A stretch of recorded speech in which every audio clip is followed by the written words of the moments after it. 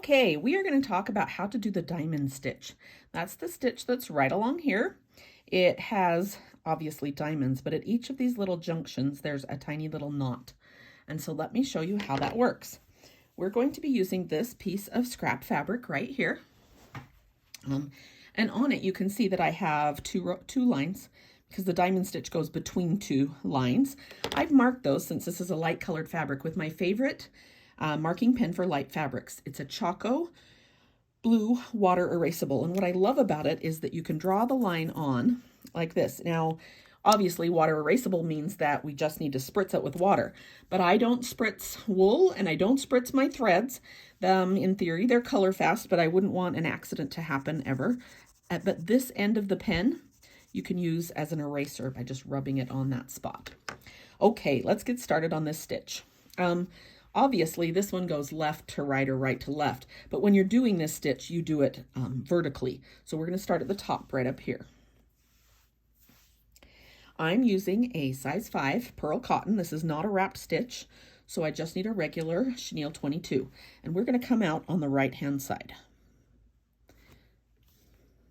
And the first thing that we need is just a stitch straight across to the left-hand side, and then we'll come out right below where we first started.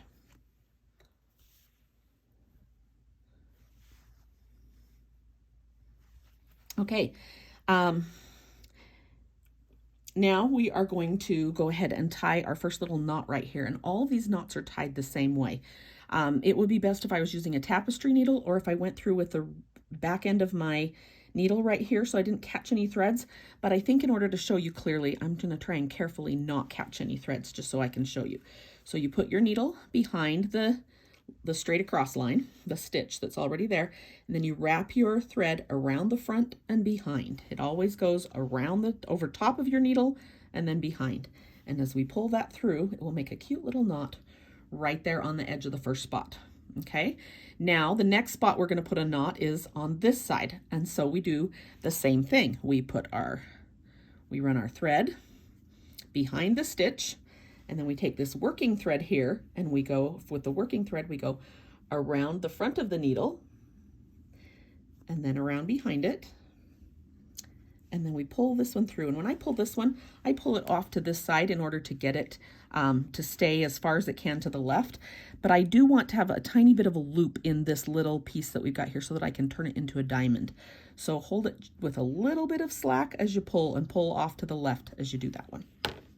Okay, now we're ready we go back down in right here because we got to hide how to get to our next spot. And then you go down the left-hand side. I think they look best, the diamonds look best as if they are almost like squares. So I want the distance between my little knots to be roughly the same as the distance here, but you can vary that so that you have diamonds that are squatty or diamonds that are long this way, whatever you want to do.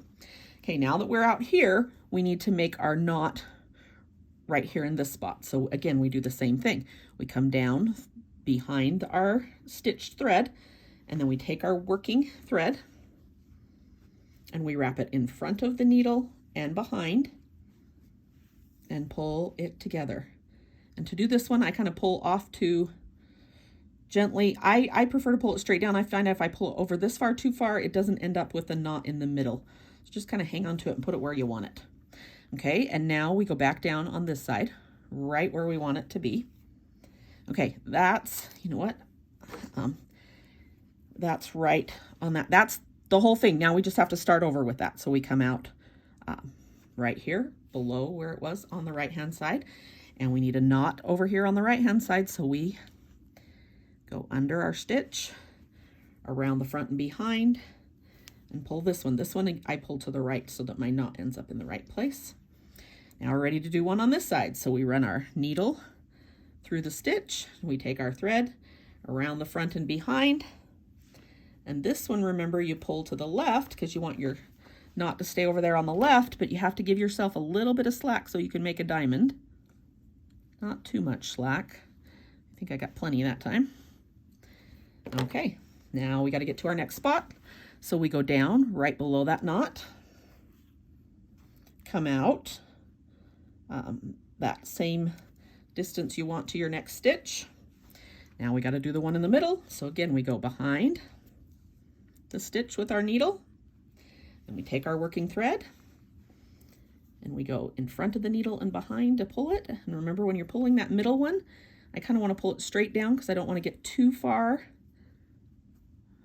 to the right. And now we're ready to go down on the right hand side. And you just keep repeating this stitch over and over again, and that will give you the diamond stitch.